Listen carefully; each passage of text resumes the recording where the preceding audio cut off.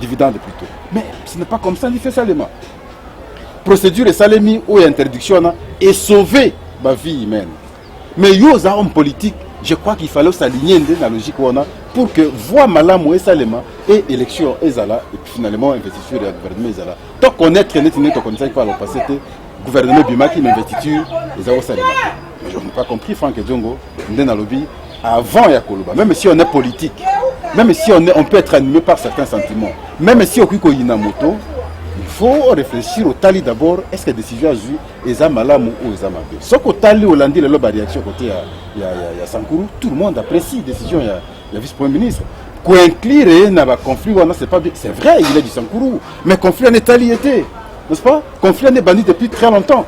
Autant qu'à ce la décision de la province de Lokola Mongala, Lokola Maïndombe, Lokola Chopo, Lokola, autant qu'à ce la décision de la province de la même façon qu'ils ont payé décision na Sankourou. Ce n'est pas parce qu'il y a moi na Sankourou, la décision à Sankourou et la coloration non. Ici, à la autorité, non pas uniquement à Sankourou, mais autorité à Mboka Mobimba. Alors, ce que la province dysfonctionnement Ezali, a appelé à mettre ordre. C'est ce qu'il a fait pour éviter la casse, pour éviter la Koufa. Et malheureusement, dans le dossier Ango, Batouba Zoki, Batouba Betami Makasi. Alors, pour ça, c'était normal qu'ils prennent la décision. Et nous disons à Franck Diongo, ce n'est pas de cette façon. Et puis, droit, on va interpréter que droit Bazali. Avis consultatif, ils ont arrêté. Même alors, même ceux qui ont avis consultatif, mais lorsque ils ont mettre en péril la paix sociale, mais c'est normal que l'autorité intervenir. Vous ne pouvez pas maintenant, parce qu'il y a eu avis consultatif, qu'on suppose. Alors, il y a affrontement parce qu'il y a eu avis consultatif. Quel type de lecture d'un homme politique? C'est déplorable. Il y a une estimation, mais là, je me rends compte que ce n'est pas de cette façon d'être les hommes politiques. Là, il m'a déçu. Ce n'est pas de cette façon qu'on a la lecture politique et la lecture judiciaire. En tout cas, Madame Moté, je crois que l'erreur est Zalaka, après qu'on a l'erreur, mais prochainement, il faut changer, tant que vous la télévision, discours, et changer, et Zalaka un peu, dans le sens pour apaiser, au sens pour ça monte, c'est pas normal. Est-ce que solution, proposition là, selon vous, et qu'on tchape la kimia? Oui, mais esa façon, il y a qu'on sursoir d'abord. Tout l'anda voix les anini. Bureau d'âge et qu'on investir le gouvernement.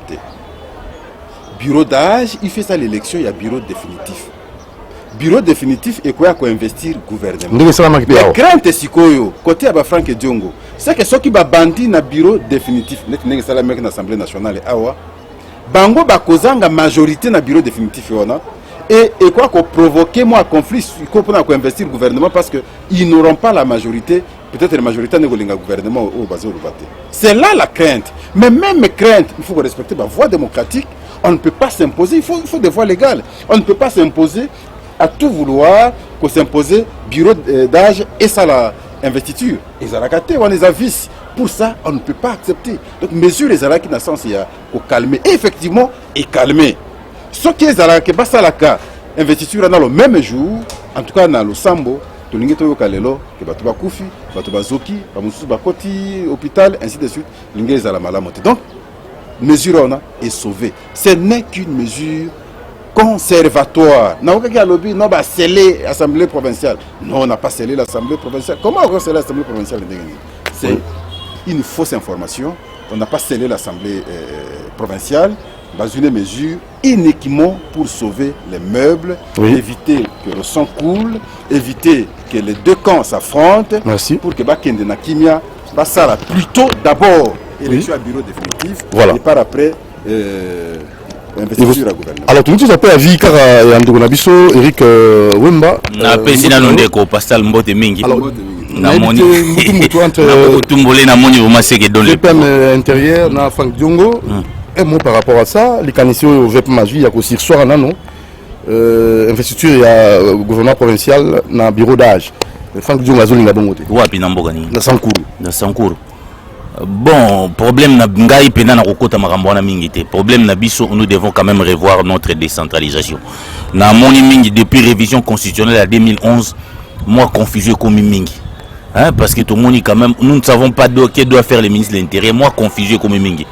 Tout repenser quand même décentralisation parce que ils ont ça la maison pour na côté sur l'ensemble du territoire national ba destitution il y a ba gouverneur tout ça tout le monde a ils ont créé instabilité dans la province. Faut ba revoir vraiment décentralisation na biso et comme problème tous ils ba souter les excès mais le retour conseiller na ministre na biso Asika qui n'emboîte pas les pas na marambo ba sadari ba salaki tout le monde a qui a sadari ko quitter mais à sur soir kasi yango to le battre pouvoir ba pesa ministre intérieur et l'équipe tellement belé et ça amène même à des habits. Moi je préfère le dire même devant mon grand frère Pascal, ce n'est pas que je vise individuellement l'actuel ministre de l'Intérieur, mais depuis un certain temps tu constater quand même que tous les ministres de l'Intérieur qui se succèdent dans Marambo et dans la province, il y a habit du pouvoir et excès du pouvoir. Mais tout ça ils a causé la révision au Bocha ba memela rabiso na batwa il y a majorité à l'époque on a Kabila en 2011. Yango ba province ils ont fonctionné sous normalement au gouverneur au sursoir assemblée c'est des trop. Il faut que les fonctions, il faut vraiment que la décentralisation a été conçue pour nous amener au développement. Malheureusement, comme il champ politique, voilà. Ce n'est pas je crois le débat ton poursuivre parce que sur l'assemblée vas-y mesure conservatoire pour la plénière année ça le matin ça la plénière autre jour mais va respecter procédure déjà une façon il faut éviter que Makila parce que dans la province il y a Sankourou attention les amakasi ce qui fait que jusqu'au jour d'aujourd'hui bientôt 3 ans gouvernement des Alaka. On va suivre, on va poursuivre avec ce débat prochainement. Tokolandela parce que yangwana tokomona yangwa tokoluba vraiment yangwana oli ba province qui est dans développement tout le temps des conflits politiques et ce n'est pas bon. Hein? Voilà. Alors abonnez-vous massivement sur Doudou Montiri TV, la suite prochainement. Merci Pascal, merci Eric Owemba. Voilà, Doudou Montiri TV reçoit pour vous rapidement, très rapidement parce que Azan d'abord qui passait belé Monsieur Kakolongo, Jean Médard, Bobengaki, Borekamaki, Moron Djambé Doudou Montiri, tout ça, vraiment, Bosinga Nabino, te répondre à Bosinga, en fait, des besoins. Vous avez vraiment des connaissances sur abonner à Doudou Montiri, vous s'abonner massivement, tout rapidement, dans l'ouverture à procès Yumbi, tout le monde est Ezapenza Ndegenemi. Bonjour d'abord. Bonjour. Kakolongo. Doudou Montiri, la PC Baton, Subakolanda Bissona, Doudou Montiri TV, na motoazana sur ma caméra, il y a mon arabe intérêt, Moron Zambé. Donc, merci. Le plus important pour nous, c'est le procès et bandit. Donc, rendre hommage à la victime, parce que Bokonzi ya mabe ezali. Obi Bokonzi, to banga wana démocratie que ça va pouvoir ya peuple. Donc peuple musala mokonzi na démocratie contre même ce tokomi comme on a lelo. Moni mokonzi ba kompona ko sala ba kope batu bawa etali bangote. Na yumbi batu bakufa ebele. Je me de 597 notre 1000 personnes. À l'époque, nani azala ki gouverneur Jantini Ngobila Mbaka.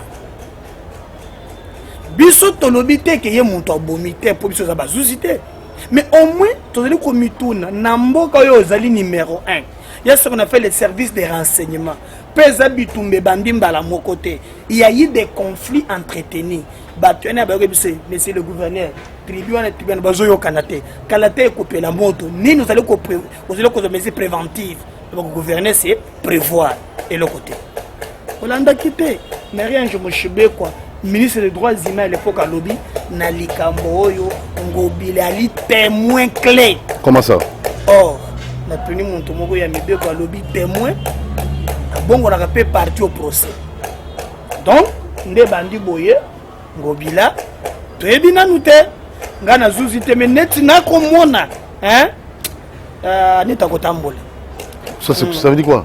Ça veut dire que hier mutu na ba massacre wana à cause lazana c'est la justice le bas toyo kanisa ozo supposé mais quand on tu sais pourquoi on a tombé le suspect ça pour nani ni tu n'as pas de monter le pas aux yeux machette petit monto avant justice moi je n'en coupable ba signaux et talisi que déplacement le bien Kabila son afandi na boulé tato ya zaka mutema mabe Asain comment okozwa moto oyas Asadi na responsable akamba gouverneur moko il y a eu des massacres beye moto wana bango na baminako baye bamie na Kinshasa tala Kinshasa lego mbombolo ça veut dire mbombolo Kinshasa comme pololo donc ça veut dire tandenge ekokufa yumbi peko risque yawo tango zomona moto akokangisa zandu batu bateka 35 000 Bah oui, modernisation, il y a marché. Alors, bah moderniser le marché, tu as la mouki, tu as ça qui te profite. Tu peux profiter dans le la fois passée. Il y a un gouverneur, oh, ngai to profiter le to kangi boye, poto chawenze. Ah ouais, mona boye, asala mouki na ye. Ça c'est un type qui à côté des dirigeants. Au ça la canana, on a problème Benin. Makasi. Ndenga ko kamba mboka. Boye peut-être aux na veste, mino boza na ville. Mais surtout ni ba mama o bakendaka ata azana mesa na teka kama papa les lois azana chômage akeli musala mon côté il a envoyé 35 000 personnes sans pour ne rien faire le lombola yango tantôt ce chemin mutu français le tonga et comme a dit construction tala makambo délé comme les passi Kakolongo, environnement, ils allaient comme motomoko bongisango to d'abord l'état peut impulsion, conscience il a biso peuple. Peuple payé. Bongisango on dégine. Solo ndio bongisa, l'état zaka bandité. L'état veut dire mibeko. Différence entre jungle et la république. Tant que les Moussala to Moussala wana zando par exemple, dans la seconde soki mbongo ekomi kaka partir il y a 50 000, 50 000, 100 000, il y a ce qu'on appelle appel d'offres. Pourquoi le bic est là, salam musala ya zando pona bola mona bino moko, hein? Mais tant mon gagner marché yeyo. Mutu ya musala yango yo. Dire ya misala yango yo. Mais depuis bakanga mantanza ni les autres salema comme. Osho monango et la réalité. Mboki ko kufa, mboki tukele ki mbombolo, oko mona ako telema na bato ya ye, ako le kana bango. Tala, omoneta tekina kabinda wileri. Là souvent que tu as déchet mususu. Station ezawan o muto aka muto yumbi ya sol poso kangi miso tali zelana ko kata ningaite okomona ke poyo na muno kokotela ye okomona station te okokotela ye batu bakomba okokotela ye station ezawan olongwe ya lingata deuxième station et début d'abord batu batonga station za moto bando ko ezawan mais yebisanga so deux stations qui incendie ezawan okomona ba dégâts to bembongo yo muto kutanga tone muto nyango asaka na mbongo ngonini. Bon, il y a un moment où il y a le consommation. On s'en a un moment. Finga. Ils ont finga. Le consommation. Il y a un moment où il y a le consommation ya musolo azana yo tu wapi. Kamba ni mboka malamu. Deli malamu te. Surtout bien na bazuzi. Monto aza innocent batika ye. Waza coupable akende kolanda Karine.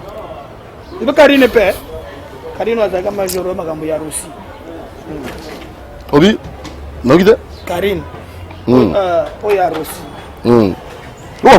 poubelle qui ne peut pas monter na yo ya monter na yo t'es pas la saleté voilà voilà bon quand même boyer saleté voilà saleté non c'est monté moi jamais fou boyende ba ko sunga peuple alpha na saleté non ba ke bon on a place ba salaka pillage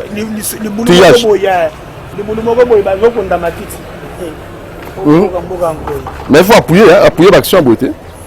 Il faut appuyer, il faut la proposer au salaire le contraire. Parce que ton idée de la la politique, vous avez maïl.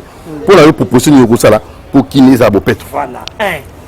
Il faut d'abord qu'on ait une politique urbanistique. Ça veut dire? C'est-à-dire, au moins capital, tu as un lelo et ton gamin pour un nombre, il y a 12 000. Aujourd'hui, on a 15 millions d'habitants. Tant que Batou Bakoza l'a concentré à Ouana, centre-ville, Bosoto et Kousilaka. Donc vous voulez quoi? Création d'une nouvelle ville? Il y a même des partenaires qu'il faut le faire. Des enclavés. Bateau, même pas de marché à liberté. Même la Bamikao, Babisike Belé, Batou Babé. Aujourd'hui, il y a des usines qui ne traitent que le déchet. Avec ces déchets, donc c'est la chaise en plastique, la PVC, même la macadam. Il faut que le déchet est comme un produit vendable. Comme ça, déchet local la marchandise. Tant que